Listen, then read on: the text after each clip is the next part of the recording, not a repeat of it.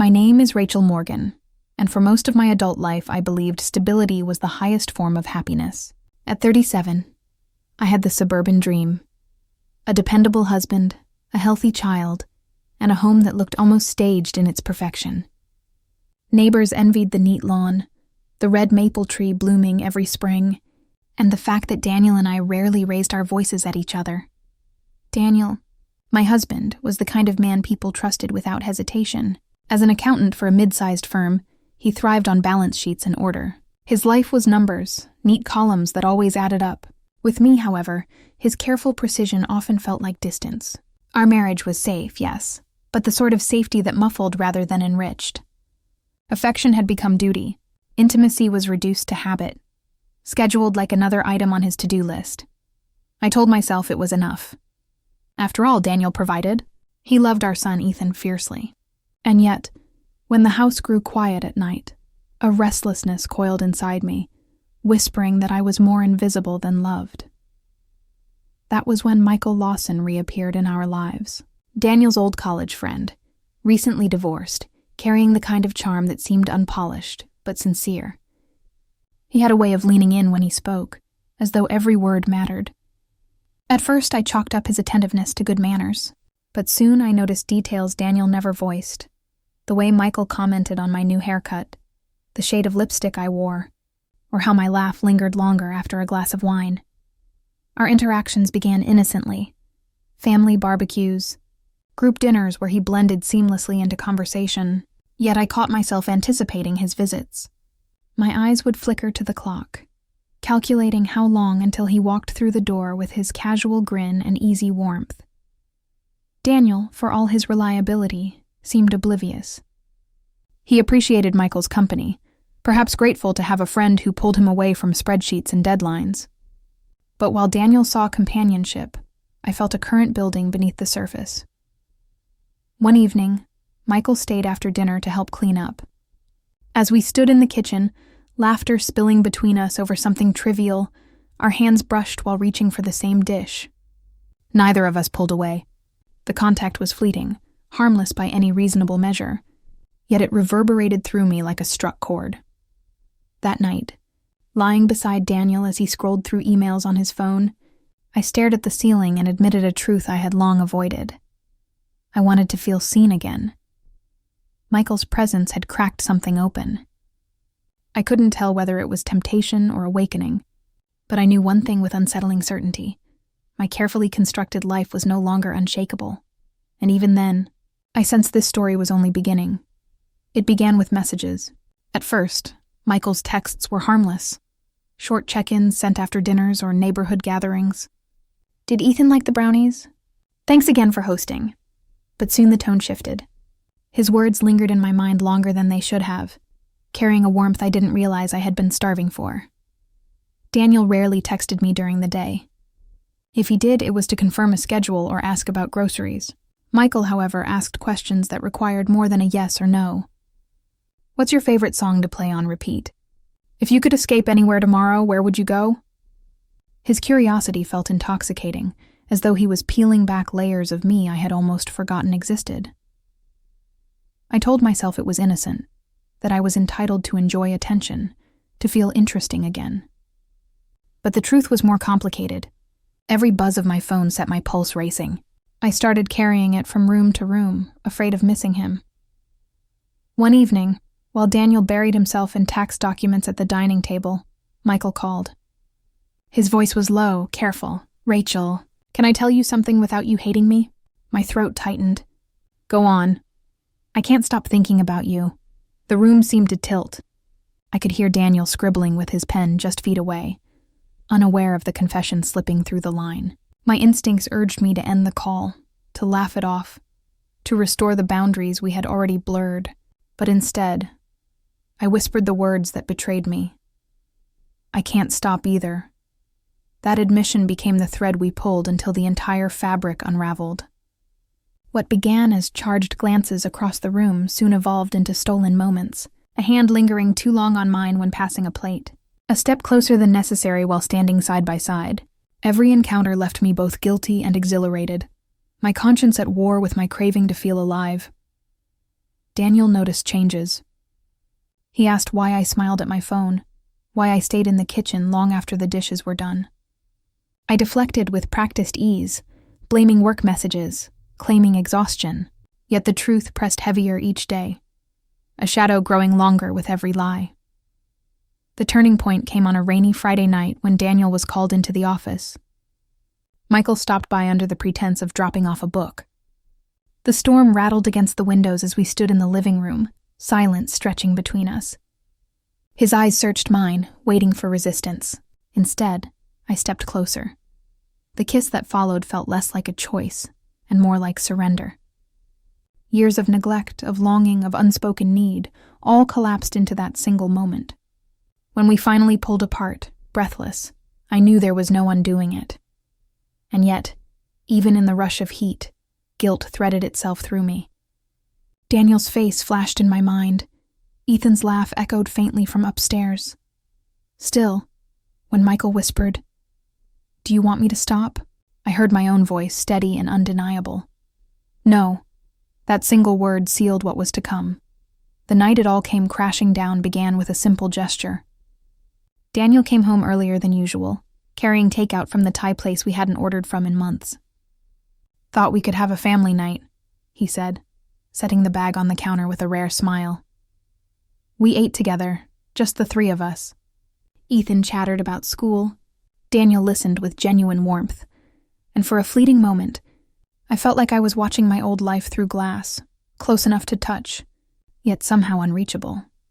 After Ethan went to bed, Daniel cleared the table while I rinsed dishes. When he returned to the kitchen, he leaned against the doorway, arms crossed. His tone was gentle, but his eyes held something sharper. "Rachel," he began, "is there something you need to tell me?" My heart stumbled. "What do you mean?" "You've been different," he said carefully. Distracted. "Smiling at your phone, coming home later than usual. Don't tell me I'm imagining it." The air seemed to thin. Every excuse I rehearsed dissolved under the weight of his gaze. His voice was calm, but the steadiness made it worse than if he had shouted. I tried to hold the lie. I really did. But guilt had been eroding me for weeks, and in that moment, I couldn't keep the dam intact. Tears burned my eyes before the words escaped. "Daniel, I didn't mean for it to happen." He inhaled sharply, fists tightening at his sides. "Who?" The single syllable was like a blade. My lips trembled. "Michael!" The name landed heavy, sucking the air from the room. Daniel closed his eyes, pressing his palms against them as though he could block out reality. When he finally looked at me, his expression wasn't anger, it was devastation. "My own friend." His voice broke on the last word. We stood in silence, the distance between us suddenly insurmountable. No outburst, no slammed doors, just the crushing sound of something breaking that could never be fully repaired. The days that followed blurred. Daniel moved like a shadow through the house, present but unreachable. He spoke only when necessary, his words clipped and mechanical. I caught him staring at me sometimes, his eyes filled with questions he no longer bothered to ask. Michael, too, reached out, calls, messages, pleas for reassurance. But I couldn't answer. The weight of what I had confessed anchored me, leaving no space for stolen affection. What shocked me most wasn't Daniel's silence or Michael's persistence.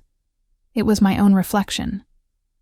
I didn't recognize the woman who stared back from the mirror. She wasn't just a wife who slipped or a mother who faltered. She was someone who had gambled with trust and fractured the very foundation of her life.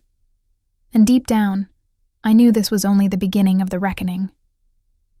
The house felt colder in the weeks that followed, though the thermostat never changed. Silence filled every corner, heavy and suffocating, pressing down on me even when Daniel wasn't in the room. He wasn't cruel. He still made coffee in the mornings, still asked Ethan about homework, but every gesture was stripped of warmth. What remained between us was duty, not devotion. I tried to bridge the distance. Small touches on his arm, offers to talk, desperate apologies whispered into the quiet of our bedroom. But Daniel stayed on his side of the bed, his back a wall of rejection I couldn't scale. One night, I found him sitting at the kitchen table long after midnight, a glass of untouched water before him. His eyes were rimmed red, though he hadn't been crying. "Do you even understand what you've done?" His voice was barely audible, almost childlike in its vulnerability. "I do," I whispered, though the words felt hollow. How could I truly comprehend the depth of the wound I'd inflicted? He shook his head, exhaling as if the air itself betrayed him. "You didn't just betray me. You betrayed our family, our home, every memory we built." His hand trembled as he raked it through his hair. I don't know how to live with that. The truth was, neither did I. In the days that followed, I noticed changes. Daniel lingered at work longer, his phone always within reach but face down when I entered the room. He was building a fortress of distance, and I wasn't sure if I had the right or the strength to tear it down. Michael's absence was its own kind of punishment. His messages eventually stopped, his silence a reminder of the choices I made and the cost they carried. I thought I would miss him more, but what I missed wasn't him at all. It was the version of myself I thought I was with him, desired, alive, free. Now I saw that version for what it was, a mirage, built on selfishness and lies. One Sunday morning, Daniel stood in the doorway of the living room as I folded laundry. He looked tired, but his voice was steady. "I don't know if I can forgive you," he said, "but I'll try, for Ethan's sake." The words didn't feel like mercy. They felt like a sentence, binding us together in a fragile truce that might never heal into trust. And yet, in that moment, I clung to them, because trying was better than nothing. That night, as I lay awake listening to the steady rhythm of his breathing, I realized the real shock wasn't in his restraint or even his devastation. It was in the mirror he held up to me. I wasn't the victim of circumstance. I was the architect of my own undoing. And now, the rest of my life would be measured by how I chose to live with that truth. Months passed, but the fracture in our marriage never fully closed. On the surface, life resumed its rhythm. School drop-offs, shared dinners, weekends at Ethan's soccer games. Yet beneath that facade, an unspoken truth pulsed like a faint but constant ache. Daniel and I were no longer the couple we once were. We were actors in a play, reciting familiar lines without the conviction that once gave them meaning. Sometimes, I caught him watching me when he thought I wasn't looking. His eyes no longer softened at my presence. Instead, they searched me as if I were a stranger he couldn't quite place. I wanted to reach for him, to insist that I was still the woman he married. But even I wasn't sure if that was true anymore. One evening, while Ethan was at a friend's house, Daniel sat me down at the kitchen table. His hands were folded, his expression unreadable. "I've been seeing a counselor," he said. "Not for us. For me." The admission landed like both a blow and a reprieve. It meant he was hurting, yes, but it also meant he was choosing to process that hurt rather than bury it. "Do you want me to come with you?" I asked cautiously. He hesitated before shaking his head. "Not yet." Those two words carried more weight than any declaration of love or anger. Not yet. They implied there was still a chance. Slim, fragile, but alive. In the quiet of my own thoughts, I wrestled with what I truly wanted. Part of me longed for forgiveness, for the comfort of Daniel's trust wrapping around me like it once had. Another part feared that trust was gone forever, that even if he stayed, we'd spend the rest of our lives circling the ruins of what I had destroyed. Michael's name was never spoken aloud again, yet his shadow lingered. Not because I missed him, his absence no longer burned, but because he represented a choice I couldn't take back, a line I had crossed that forever altered how Daniel and I existed together. One night, as I stood by the window watching snow gather on the streetlights, I whispered a truth I hadn't dared to voice. I don't know if I can forgive myself. The words fogged the glass, vanishing as quickly as they appeared, but the weight of them stayed. The irony wasn't lost on me. I had begged Daniel not to stop, believing I wanted passion, freedom, escape. What I hadn't realized was that what I truly risked was permanence. The permanence of trust, of intimacy, of family. And once broken, those things could not be pieced together with apologies alone. Where we go from here, I cannot say. But I know this. Forgiveness, if it comes, will not erase what happened. It will only redefine it. And perhaps that is the hardest truth of all. That love, like glass, can still exist after it shatters, but it will never look the same again.